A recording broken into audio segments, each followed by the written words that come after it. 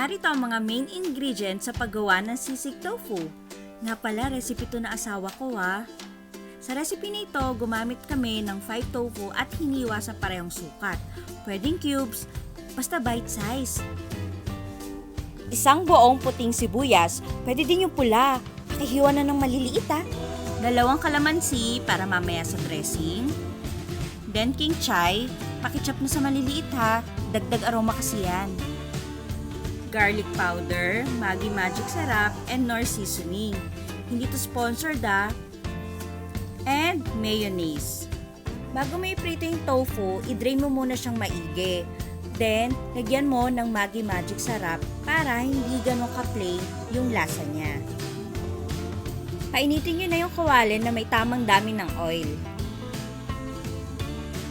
Ilagay nyo na yung tofu at iprito na ito.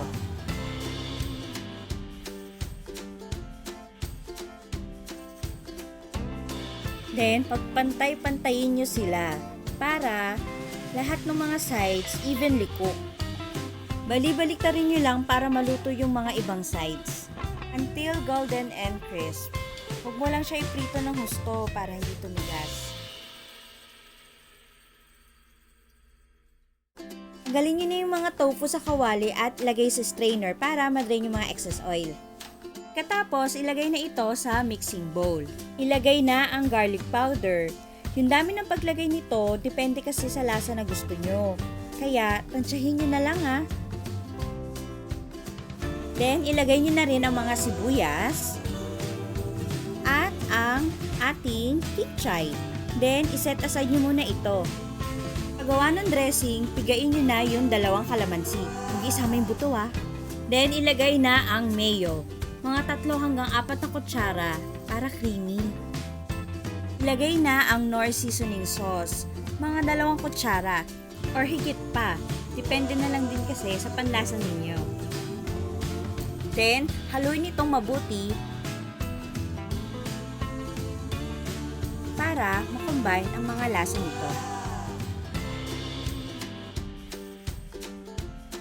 So, eto na! Kunin nyo na yung bowl na may mga tofu at ibang ingredients at ilagay na ang dressing.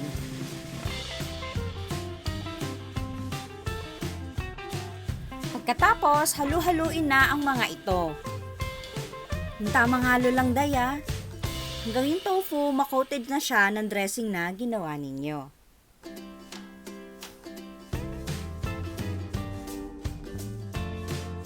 So, there you go! Ang ating sisig tofu. Napakasimpleng recipe lang, 'di ba? Mamahalin ka na ng asawa mo pag natikman niya to. Masarap siyang kainin habang mainit pa. Pwede mo itong gawing ulam at pulutan! Tara, kain na tayo! Thank you guys for watching and I hope to see you in our next videos. Don't forget to like and subscribe for more updates. Bye!